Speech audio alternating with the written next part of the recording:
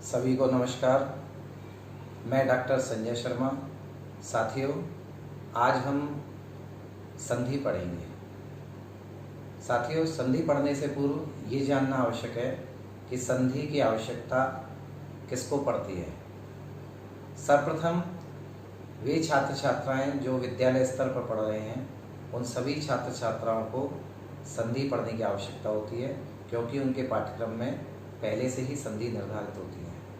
Number 2 पर वे छात्र छात्राएं जो प्रतियोगिता परीक्षाओं की तैयारी कर रहे हैं, उन सभी छात्र छात्राओं को संधि पढ़ने की आवश्यकता होती है। और नंबर 3 पर हम कह सकते हैं वे व्यक्ति जो संस्कृत पढ़ना चाहते हैं, संस्कृत ग्रंथों को पढ़ना चाहते हैं, जैसे रामायण, भागवत, गीता, उनको भी संधि पढ़ने की आवश्यकता होती है। संधि शब्द का शाब्दिक अर्थ अगर हम देखें तो इसका अर्थ होता है जोड़ना या मिलाना। साथियों, व्याकरण की दृष्टि से संधि हम उसे कहेंगे जहाँ पर दो वर्णों को आपस में मिलाने से उनमें जो विकार या परिवर्तन होता है उसे संधि कहते हैं। जैसे हिम धन आलय बराबर हिमालय बनता है।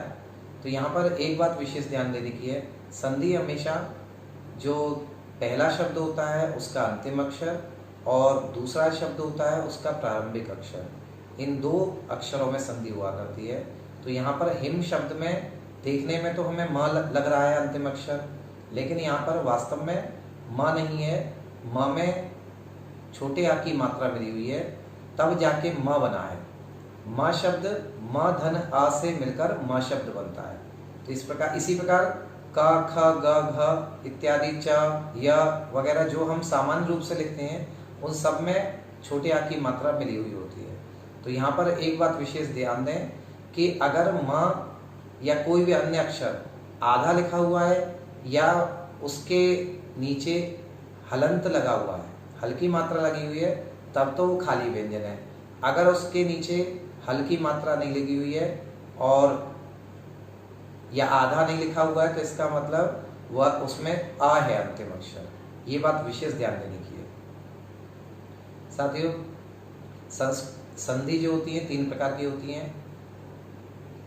स्वर संधि जिसको अच संधि भी कहते हैं, दूसरी होती है व्यंजन संधि, इसको हल संधि भी कहते हैं, तीसरी होती है विसर्ग संधि। इसमें सबसे पहली स्वर संधि जिसको अच संधि भी कहते हैं, इसके भी कई भाग होते हैं, कई प्रकार होते हैं। इसमें सर्वप्रथम होती है दीर्घ संधि। आज इस पाठ्यक्रम में हम दीर्घ संधि पढ़ेंगे। तो आइए हम शुरुआत करते हैं दीर्घ संधि से। तो चलिए शुरुआत करते हैं संधि से। संधि कहते किसे हैं, सबसे पहले इसको जानना आवश्यक है। दो वर्णों के परस्पर मिलने से जो विकार या परिवर्तन होता है उसे संधि कहते हैं। जैसे हिम धन आलय बराबर हिमालय। यहाँ एक बात बहुत ही विशेष रूप से ध्यान देने की है जो मैं नीचे बता रहा हूँ। जैसे क धन आ बराबर का होता है, क धन इ बराबर की होता है, क धन ई बराबर की होता है, क धन ऊ बराबर कु होता है, क धन ए बराबर के होता है। उसी प्रकार क धन अ बराबर क होता है। यानी कि जो व्यंजन हमें क ख ग घ त ब य आदि के रूप में दिखाई देते हैं, उन सभी में ह्रस्व अ की मात्रा होती है। ये बात ध्यान देने की है यहाँ पर। अब संधि कितने प्रकार की होती हैं देखते हैं। संधि 3 प्रकार की होती हैं। नंबर 1 स्वर संधि जिसे अच संधि भी कहते हैं। नंबर 2 व्यंजन संधि जिसे हल संधि भी कहते हैं। नंबर 3 विसर्ग संधि। इसमें सबसे पहली स्वर या अच संधि जो है, इसी को सबसे पहले समझते हैं कि स्वर या अच संधि कहते किसे हैं।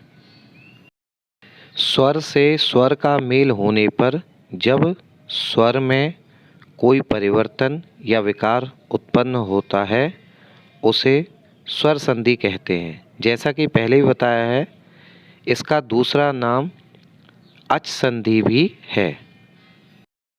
स्वर संधि के कई भेद होते हैं। उनमें से सबसे पहले हम दीर्घ संधि पढ़ेंगे। दीर्घ संधि सूत्र अकः सवर्णे दीर्घः।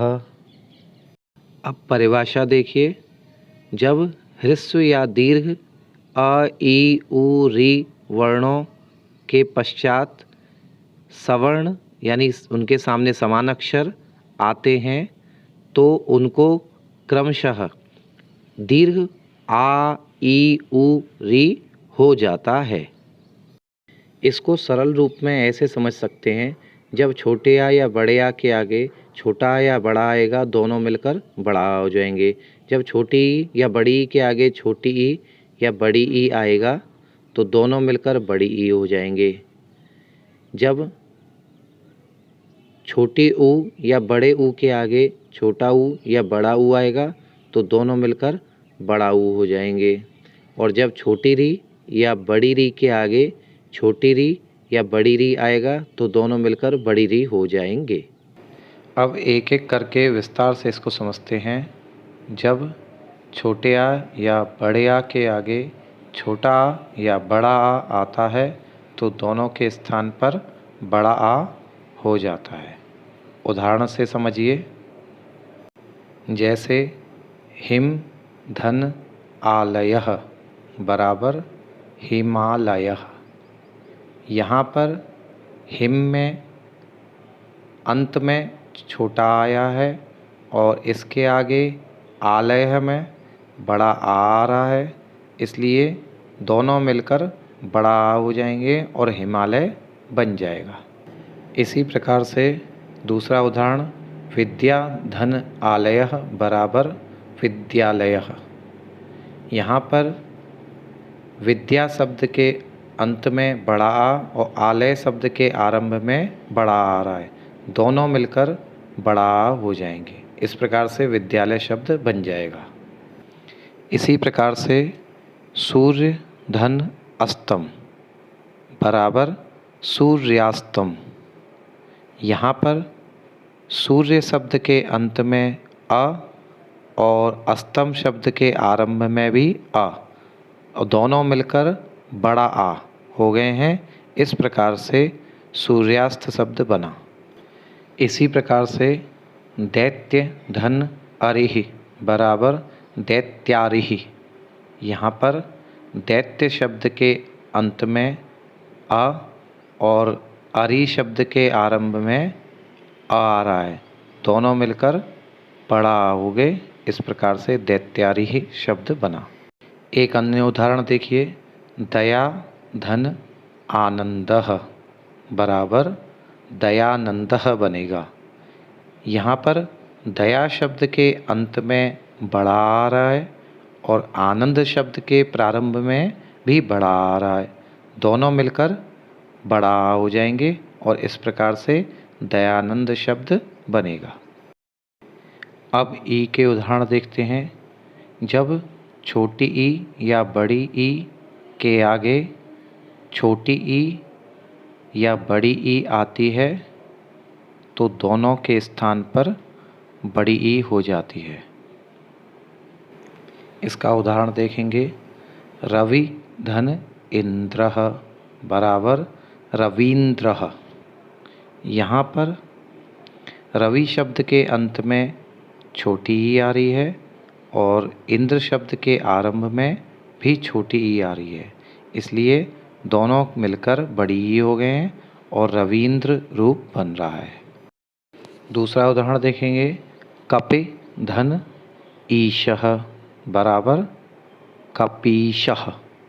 यहाँ पर कपि शब्द में छोटी ई और ईश शब्द के आरंभ में बड़ी ई आ रही है, इस प्रकार से दोनों के स्थान पर बड़ी ई हो गई है और कपीशः रूप संपन्न हुआ। अब तीसरा उदाहरण देखेंगे। गौरी धन ईशः बराबर गौरीशः।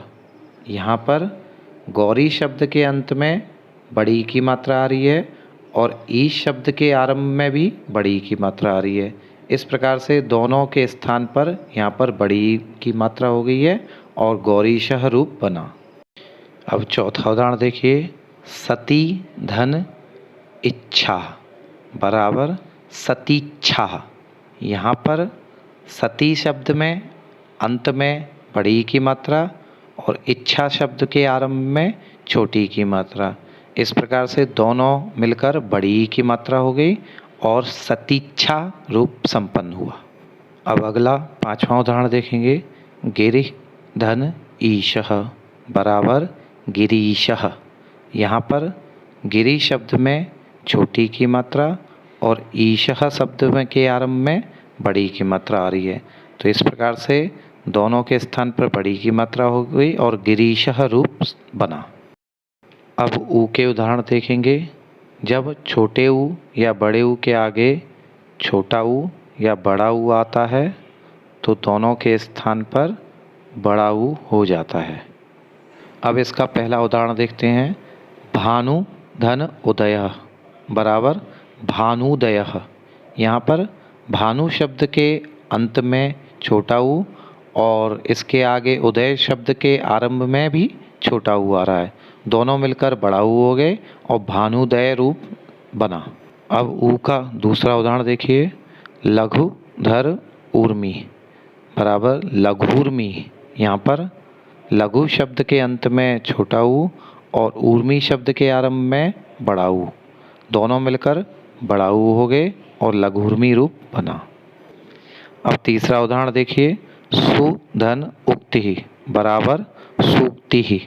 यहाँ पर सु शब्द में छोटा ऊ और उक्ति शब्द में भी आरंभ में छोटा ऊ आ रहा है, दोनों मिलकर बड़ा ऊ हो गए और सूक्ति रूप बना। एक अन्य उदाहरण देखेंगे, गुरु धन उपदेशः बराबर गुरूपदेशः। यहाँ गुरु शब्द के अंत में छोटा ऊ और उपदेश शब्द के आरंभ में भी छोटा ऊ, दोनों मिलकर बड़ा ऊ हो गए और गुरूपदेश शब्द बना। ऊ का पांचवा उदाहरण देखेंगे, भू धन ऊसरः बराबर भूसरः। यहाँ पर भू शब्द में बड़े ऊ की मात्रा और ऊसरः शब्द के आरंभ में भी बड़े ऊ की मात्रा और दोनों मिलकर बड़े ऊ की मात्रा हो गए और भूसरः शब्द बना। इस प्रकार हमारा। अब री का उदाहरण देखेंगे। जब री या री के आगे री या री आते हैं तो दोनों मिलकर बड़ा री हो जाते हैं। यहाँ एक बात विशेष ध्यान देने की है कि री बड़ा री जो बनता है उसमें दो मात्राएं नीचे लगती हैं। री का पहला उदाहरण देखेंगे, पितृ धन ऋणम बराबर पितृणम। यहाँ पर पितृ शब्द के अंत में छोटा री और ऋणम शब्द के आरंभ में भी छोटा री और दोनों मिलकर बड़ा री हो गए और इस प्रकार पितृणम रूप बना। री का दूसरा उदाहरण देखिए, होत्री धन ऋकारः बराबर होत्रिकारः। यहाँ पर होत्री शब्द के अंत में छोटा री और ऋकारः शब्द के आरंभ में भी छोटा री, दोनों मिलकर बड़ा री हो गए और होत्रिकारः रूप बना। री का एक और उदाहरण देखिए, मातृ धन ऋद्धि बराबर मातृद्धि। यहाँ पर मातृ शब्द के अंत में छोटा री और ऋद्धि शब्द के आरंभ में भी छोटा री, दोनों मिलकर बड़ा री हो गए और मातृद्धि रूप बना।